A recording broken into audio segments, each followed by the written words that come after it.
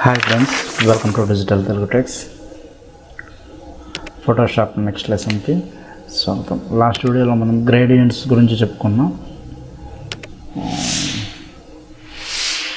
అలానే ఈ blur tool, sharpen tools గురించి కూడా చెప్పాను. స్మడ్జ్ టూల్ ఒకటి చెప్పలేదు, అది తర్వాత చెప్తాను నేను. అది డిజిటల్ పెయింటింగ్ కూడా ఎలా యూజ్ చేయాలి అనేటప్పుడు ఆ టూల్ సపరేట్గా నేను చెప్తాను. నెక్స్ట్ వచ్చేసి ఈ డాడ్జ్ టూల్స్. ఇక్కడ dodge tool, burn tool, sponge tool, 3 tools ఉన్నాయి. దీని మొత్తం షార్ట్ కట్ వచ్చేసి ఓ. మన కీబోర్డ్లో ఓ ప్రెస్ చేస్తే ఆటోమేటిక్గా అవి యాక్టివేట్ అయిపోతాయి.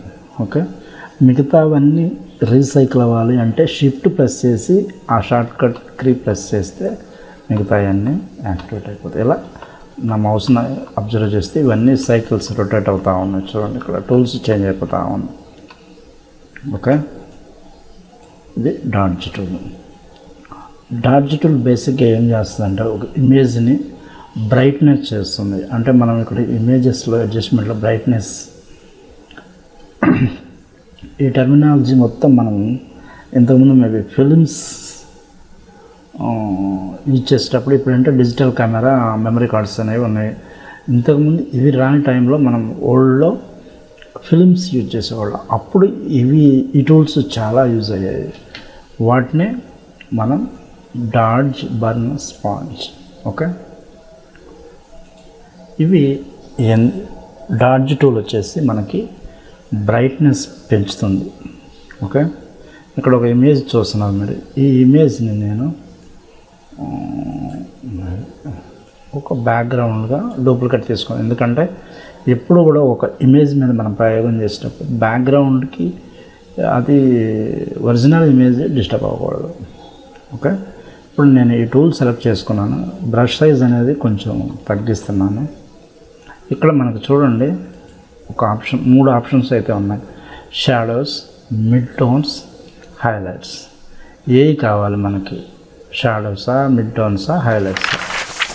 3 ప్రయత్నం చేయండి. ఇక్కడ ఎక్స్పోజర్ అనేది 100% పెట్టుకోవడం అనేది మనకి ఎంత కావాలి, ఆ బ్రైట్నెస్ అనేది మీకు తెలుస్తుంది ఆటోమేటిక్గా. మనం ఆ బ్రష్తో చేసేటప్పుడు ఒకవేళ రాంగ్ వస్తే ఇమేజ్ డిస్టర్బ్ అయిపోయింది అనుకోండి, ఆల్ట్ బ్యాక్ వచ్చేయండి. ఓకే, నేను ఇప్పుడు ఎక్స్పోజర్ 100%లో పెట్టాను, షాడోస్లో పెట్టాను. ఇప్పుడు ఒకసారి దీని మీద మనం ప్రయోగం చేద్దాం. ఇప్పుడు చూడండి, బ్రైట్ అయిపోతుంది. చూడండి, ఆ కలర్స్ అన్నీ మీకు బ్రైట్ అయిపోతుంది కంప్లీట్గా. ఇది కాదు అనుకున్నప్పుడు ఈ ఎక్స్పోజర్ కొంచెం తగ్గించుకోండి, ఒక 50% అలా పెట్టుకోండి. ఇప్పుడు చూడండి, అంత అయితే అవదు.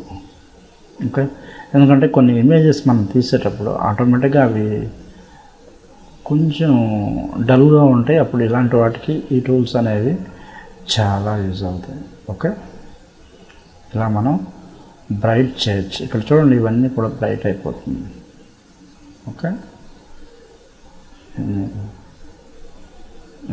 డైరెక్ట్గా నేను ఇమేజెస్ మీదే, ఇది మనం మోడిఫై చేయకముందు ఎలా ఉంది, మనం ఆ డాడ్జ్ టూల్తో మోడిఫై చేసినాక ఇలా ఉంది. ఓకే, మోడిఫై ముందు, మోడిఫై తర్వాత.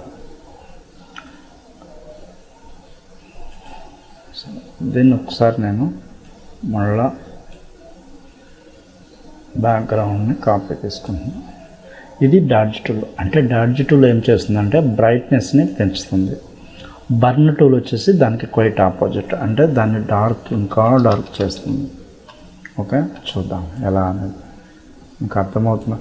ఎక్స్పోజరు మీరు 100లో ట్రై చేయండి, నేను 100లో ట్రై చేస్తున్నాను. ఇప్పుడు చూడండి, డార్క్ అయిపోతుంది బాగా.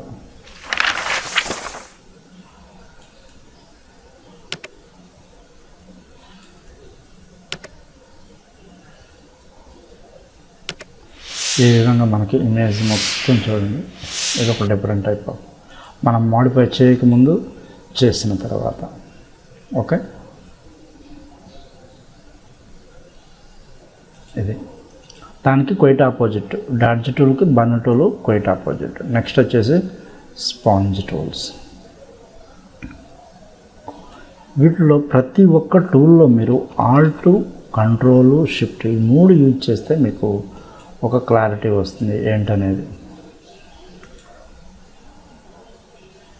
ఇంకొక ఇమేజ్ అయితే తీసుకుందాం. ఈ ఇమేజ్ తీసుకుందాం. స్పాంజ్ టూల్ ఏం చేస్తుందంటే ఇక్కడ మనకు రెండే ఉంటాయి, శాచురేట్ ఆర్ డీశాచురేట్. అంటే బ్లాక్ అండ్ వైట్. మీరు ఫ్లో అనేది 100% పెట్టుకోండి. బ్రష్ సైజ్ కొంచెం తగ్గించండి. బ్రష్ సైజ్ అనేది కొంచెం తగ్గించుకోండి. చూడండి, ఇది మనకి డీశాచురేట్ అంటే కంప్లీట్గా బ్లాక్ అండ్ వైట్. సారీ, ఇది మనం ఎప్పుడు కూడా ఒరిజినల్ని కాపీ తీసుకోండి, ఇమేజ్ డిస్టర్బ్ అవ్వకుండా. ఓకే, ఇప్పుడు చూడండి, దాని మీద నేను ప్రెస్ చేస్తుంటే కంప్లీట్గా అది బ్లాక్ అండ్ వైట్గా చేంజ్ అయిపోతుంది. ఓకే,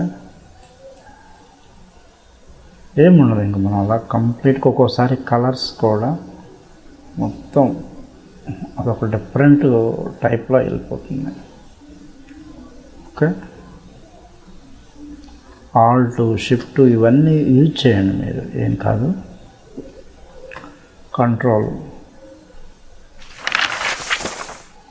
ఇలా. ఓకే, దీన్ని కొంచెం మన ఇది డీశాచురేట్ అంటే కంప్లీట్గా బ్లాక్ అండ్ అయిపోతుంది. దాని కలర్ అనేది బ్లాక్ అండ్ వైట్లోకి వచ్చేస్తుంది. ఓకే, నెక్స్ట్ ఏంటి, శాచురేట్. ఈ కలర్స్ని కొంచెం హైలైట్ చేస్తుంది. ఓకే, అది కూడా చూద్దాం.